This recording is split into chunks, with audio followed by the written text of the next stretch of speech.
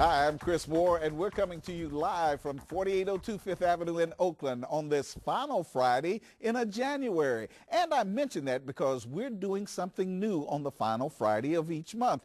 This is a different panel, in fact, a different generation, offering their perspectives on the issues right here on 4802 Final Friday. Let's meet our panel. Olivia Benson, tell us about yourself. Thank you so much for having me. My name is Olivia Benson. I'm a graduate of Carnegie Mellon University. And ever since I've graduated, I've been working on a number of political campaigns and for some government officials, and I'm really excited to be here and have a lively discussion. All right, next up is Dave Powell. Hi, thank you for having me here. I'm a graduate of the University of Pittsburgh. I worked on both Ron Paul campaigns. I'm the now vice chair of the local Libertarian Party, husband and father of two, and thanks again for having me. All right. Our next panelist is Cindy Fernandez. Well, hi. My name is Cindy Fernandez, like you just said. I'm Dominican and raised in New Jersey and came to Pittsburgh looking for a better future, which I have found, and establishing my family, as you could see.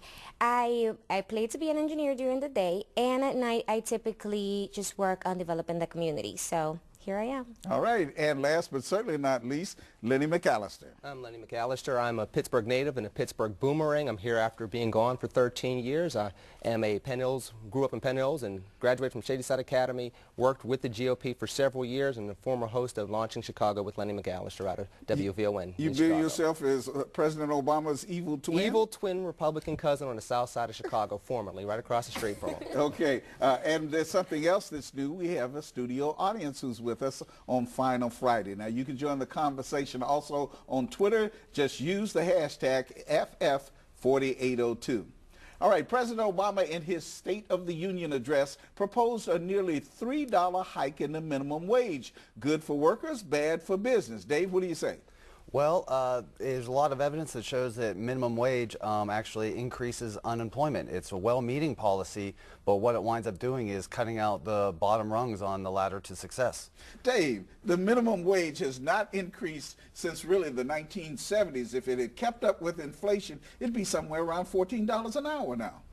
Well, you know, labor's only worth what it's worth. What you do when you raise the minimum wage is you basically make certain types of work that is not worth that much money illegal.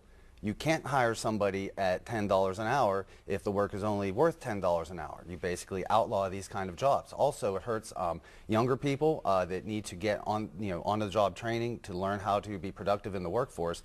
These opportunities are no longer available to them. Cindy Fernandez, do you agree with that? I absolutely don't agree with that. I think that, just like you said, if it would have kept up with inflation, it would have been a lot higher. However, the cost of living has gone so rapidly, has grown, that I don't think that it would be that much of an impact to make trainees lose their job or to actually say that we won't be able to have the same amount of employees at our jobs. Olivia Benson, people tell me, particularly small business owners tell me, if they are forced to pay $10.10 as a minimum wage, and they can't get people to come to work for $8 or $9 now, if they're forced to pay them, they're going to be priced out of work and out of their businesses, small business people. I mean, let's face it, like, it's impossible to think that someone can work 40 hours a week and still not be able to make money to support their family.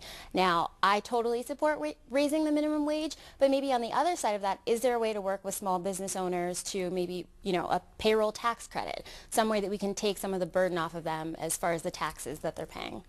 I mean, there's a way to do that, but we also have to look at the real issue, which is stop focusing on minimum wage jobs and start focusing on jobs that are going to allow people to have careers. This conversation is centering too much on can we get people to be comfortable in having minimum wage jobs by getting them from $7.25 to getting them to around $10 an hour. That's what the conversation is based on? Let's look at the economy, though. You know, fall completely through the cracks. Let's look at the economy, though. We're talking about an official number of 6.7%, but if people that are either underemployed or dropped out of the workforce were in the workforce, we'd still be talking about unemployment being at least over 8%, if not 9%. So if you're talking about this new normal, which, by the way, is a very difficult thing for us to face, as we're looking at this new normal, we have to shift the conversation away from minimum wage jobs and get back to talking about career jobs for people to be able to get into. Olivia? I totally agree with that. We do need to talk about career jobs, but unfortunately we have a large number of people working in minimum wage jobs that are having trouble paying their bills, trouble supporting their families, and trouble, you know, being able to rise above that income level. We have to do something about it. And then I guess that also brings the whole idea of, well, we don't want to pay these people more, but then we also don't want to lower the prices of, let's say, the medication cost or any other services that we offer to these people that don't really make the money to pay it.